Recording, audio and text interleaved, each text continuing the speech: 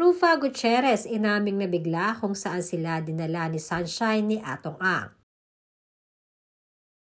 Talaga namang sobrang saya nga ngayon ni Sunshine Cruz sa tinatakbo ngayon ng relationship nito with Atong Ang. Sabi nga ng mga netizens na deserve din naman ni Sunshine na magkaroon ng tao na totoong magmamahal sa kanya. Kaya naman perfect na ngayon ang relasyon ni Atong Ang at ni Sunshine. Dahil bukod sa mayaman ay mabait di umano ang bilyonaryong negosyante.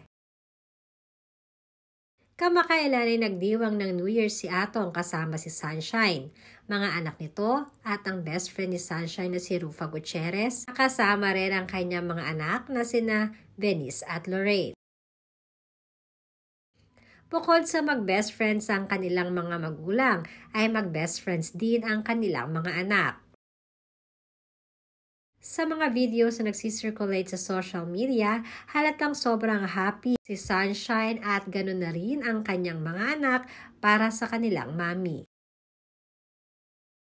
Ikinagulat naman ni Rufa ang private villa kung saan sila dinala ni Atong. Magpahanggang ngayon ay hindi pa rin makapaniwala si Rufa. Nasa ganitong lugar sila dinala ni Atong. Ayon dito, halatang napakamamahalin ng lugar.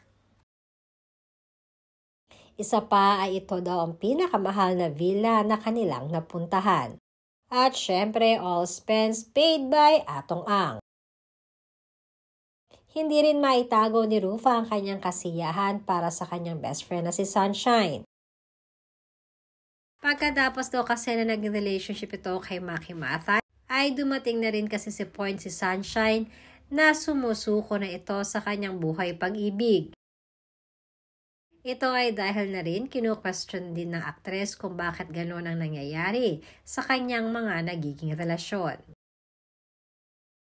Kaya naman ngayon ay todo di umano ang pagsuporta ni Rufa sa relationship ni Atong at Sunshine. Ang isa sa mahalaga di umano ay tanggap nila kung anong meron sa isa't isa.